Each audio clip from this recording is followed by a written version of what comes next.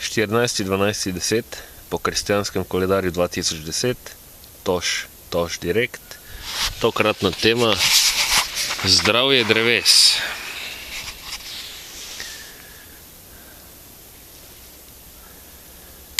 Nahajam se v gozdu, nedaleč od domače hiše. Gozd, katerega dobro poznam.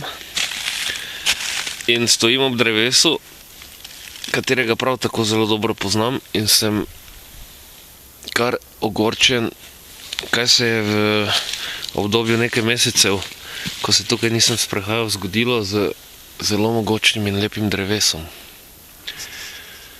Očitno ga je napadla neka bolezen, ker nisem strokovnjak z področja gozdarstva, ne vem katera, ampak vem pa tudi kot laik oziroma človek, ki ga zadeve zanimajo, da to ne izgleda dobro, in če bo šlo tako intenzivno naprej, bo to drevo moralo pasti.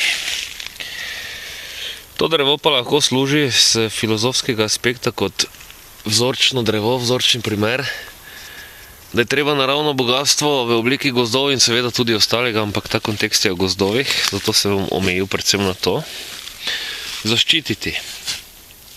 Sicer je na videz gozdna površina ogromna, velika, ampak natančen pogled v notranjost teh gozdov pokaže, da to vrsten primer ni osamljen, ampak da jih je vse več. To pomeni, da je zelo velika površina gozda, ki jo vidimo, ko se skozi Slovenijo vozimo.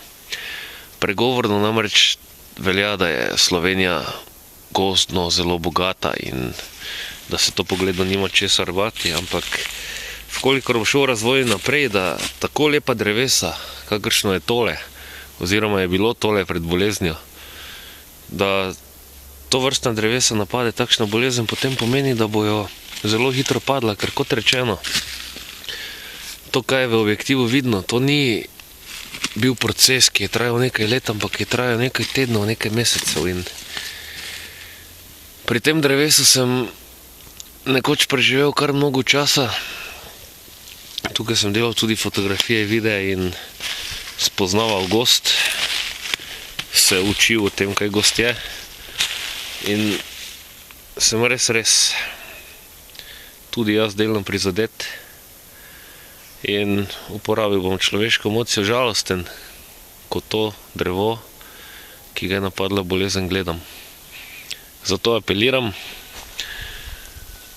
ob vsem času, ki se dobesedno troši za neumno politiko, za kretenizme, za kulturni debilizem, ki se v Sloveniji uvaja, te procese slabe destruktivne narave ali neprimerne destruktivne narave je treba prekiniti in poskrbeti, da bodo tudi tisti brezposelni gozdarji, ki iščejo službe, tudi prostovoljci, prostovoljke, in ne nazadnje tudi nekateri prejemniki in prejemnice socialne pomoči, ki na črno zaslužijo vse še 3-krat toliko, prejemajo pa denar od države, skrbeli za to, da bojo gozdovi čisti, zdravi in da bo kapaciteta gozdarskih delavcev in delavk tolikšna, da se bo to vrstna drevesa zadosti hitro opazilo, da se jih bo lahko zaščitilo.